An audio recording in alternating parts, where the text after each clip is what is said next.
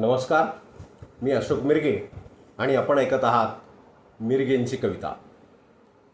परवा रात्री लातूरचा मोठेगावकर, होय आता सर कोण म्हणणार त्याला, तो आरोपी झाला आहे. आता आधी ते सर होते, सुटाबुटामध्ये दिसायचे. त्यांना परवा अटक झाली रात्री आणि काल त्याला 9 दिवसाची पोलीस कोठडी. तोंड बंद करून तो पोलिसांच्या गराड्यामध्ये सर्वांना दिसला. आत्तापर्यंत साळसूदपणाचा आव आणणारा, रोज अष्टविनायकाचं दर्शन घेणारा, सद्बुद्धी देणाऱ्या देवतेला दैवत मानणारा हा मोठेगावकर, की ज्या दैवतानंच त्याचा घडा भरल्यानंतर त्याच्या पदरात माप टाकलं आणि खरोखरच आणि तिच्या मार्गानं जाणाराला देव कधी साथ देत नाही. तुम्ही रोज दर्शनाला जा, तुमचं कर्म त्याचं फळ तुमच्या पदरात टाकल्याशिवाय तो राहत नाही, याचा प्रत्यय सर्व देशानं काल पाहिला. काल बातम्यामध्ये तोंड दाखवणं त्याला जड झालं म्हणून त्यानं तोंडावरून रुमाल पांघरून घेतला. कालच्या त्या बातमीनं अवघा महाराष्ट्र आणि संपूर्ण देश बधीर झाला आहे, बधीर अक्षरशः, की आता काय म्हणावं या क्षेत्राला. पैशासाठी मनुष्य कोणत्या थराला जाऊ शकतो आणि हव्यासाची परिसीमा ही किती असते? परिसीमाच नसते हव्यासाला पैशाचा. हे अगदी ज्वलंत उदाहरण आपण काल याची देही याची डोळा पाहिलं. आश्चर्यानं तोंडात बोट घातलं सर्वांनी, सगळ्या महाराष्ट्रानं आणि सगळ्या देशानं, की काय अवस्था केली या शिक्षण क्षेत्राची. आणि आत्तापर्यंत अशा किती पेपर फोडणाऱ्या डॉक्टरांनी आपल्याला तपासलं असेल. आत्तापर्यंत असे किती डॉक्टर वावरत असतील की उघडंच पडलं नव्हतं आत्तापर्यंत.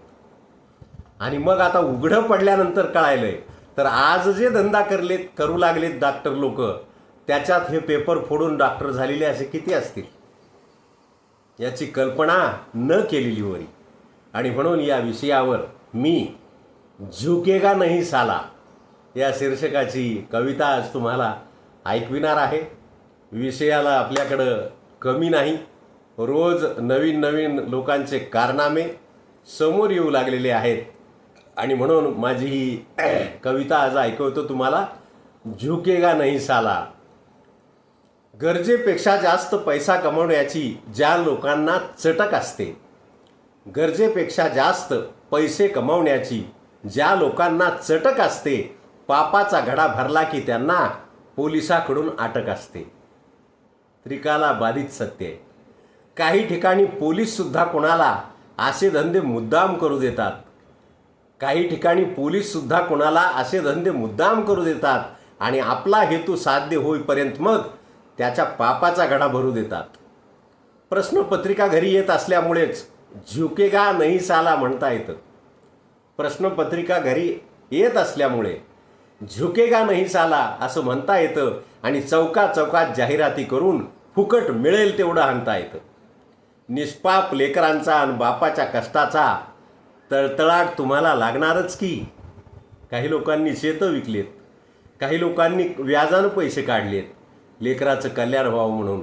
असे कित्येक बाप आज निराधार झालेत आणि वेडं व्हायची पाळी आली आहे लेकरांना आणि बापांना सुद्धा, की असं काय आता काय करावं पुढं. परीक्षा जरी दुसऱ्यांदा डिक्लेअर झाली आणि दुसऱ्यांदा जरी पेपर द्यायचा म्हटलं तरी त्या मुलाची मनस्थिती काय असेल दुसऱ्यांदा त्या दिव्याला सामोरं जाताना, याचा कोणी विचार केला आहे? निष्पाप लेकरांचा आणि बापाच्या कष्टाचा तळतळाट तुम्हाला लागणारच की. आणि मित्र असले तरी पोलीस तुमच्याशी पोलिसासारखं वागणारच की. गुन्हेगारात काही मोठे मासे तर काही कणखर खेकडे असतात. गुन्हेगारात काही मोठे मासे आणि काही कणखर खेकडे असतात.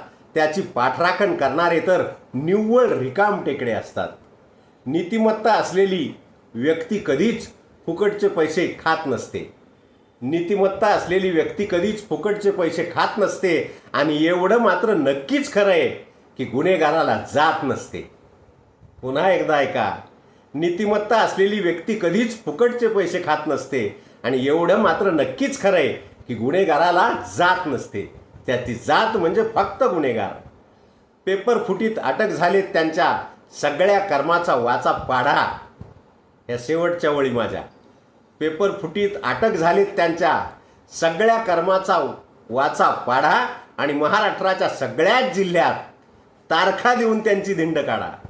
पुन्हा काय शिक्षा होईल ते होईल कायद्यानं, परंतु प्रत्येक जिल्ह्यात त्यांना नेलं पाहिजे आणि तोंडाला पट्टी न बांधता उघड्या तोंडानं त्यांची मिरवणूक, त्यांची धिंड काढली पाहिजे आणि नंतर शिक्षेची अंमलबजावणी केलं पाहिजे अशी विनंती माझी या निमित्तानं सर्व पोलिसांना आहे, मायबाप सरकारला आहे की आता तरी डोळे उघडा आणि याच्यावर कठोरातली कठोर कारवाई करा आणि या निष्पाप निरागस कष्ट घेतलेल्या, मेहनत घेतलेल्या लेकरांचं पुण्य वाटून घ्या.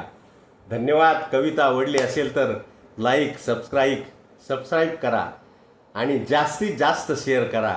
पुन्हा एखादा नवीन विषय घेऊन मी आपल्यासमोर येईल. तोपर्यंत सर्वांचे धन्यवाद.